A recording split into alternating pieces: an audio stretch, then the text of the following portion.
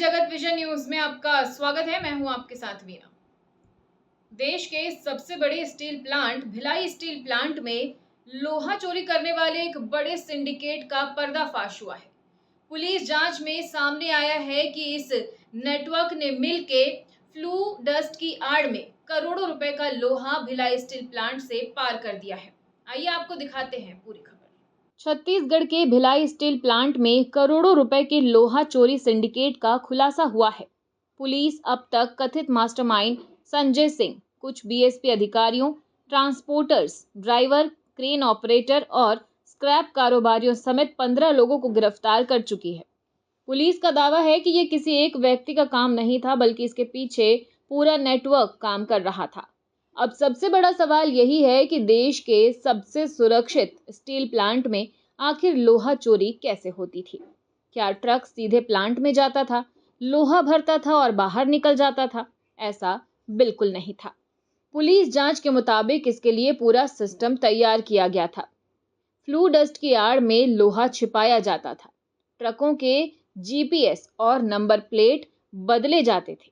तय समय पर गेट पार कराया जाता था और फिर गोदाम के रास्ते रोलिंग मिलों तक पहुंचाया जाता था। यानी ये सिर्फ लोहा चोरी की कहानी नहीं है, बल्कि उस पूरे नेटवर्क की कहानी है जो पुलिस के मुताबिक प्लांट के अंदर से शुरू होकर बाहर खरीदार तक फैला हुआ था। भिलाई स्टील प्लांट केवल एक फैक्ट्री नहीं है, बल्कि देश के सबसे अहम स्टील प्लांट्स में से एक है। यहाँ बनने वाला स्टील भारतीय रेलवे की पटरियों, बड़े पुलों, मेट्रो प्रोजेक्ट्स, नेशनल हाईवे और रक्षा क्षेत्र के कई महत्वपूर्ण प्रोजेक्ट्स में इस्तेमाल होता है।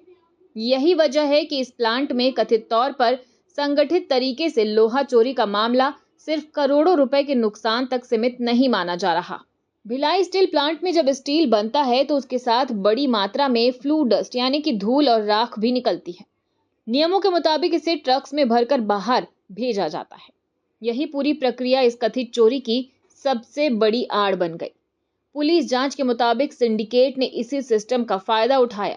आरोप है कि फ्लू डस्ट के नीचे कीमती लोहे की प्लेटें और कटिंग्स रखी जाती थी, फिर ऊपर से दोबारा फ्लू डस्ट डाल दिया जाता था। बाहर से देखने पर ट्रक में सिर्फ डस्ट नजर आती थी, लेकिन उसके नीचे लाखों रुपए का लोहा छिपा होता था। पुलिस इस मामले में ठेकेदार, बीएसपी के कुछ अधिकारियों, कर्मचारियों और सुरक्षा व्यवस्था से जुड़े लोगों की कथित भूमिका की भी जांच कर रही है। पुलिस जांच के मुताबिक लोहा चोरी किसी एक ट्रक में नहीं की जाती थी। इसके लिए पहले से कुछ खास ट्रक और ड्राइवर तय रहते थे। इन्हीं ट्रकों का इस्तेमाल फ्लू डस्ट की आड़ में लोहा बाहर निकालने के लिए किया जाता था।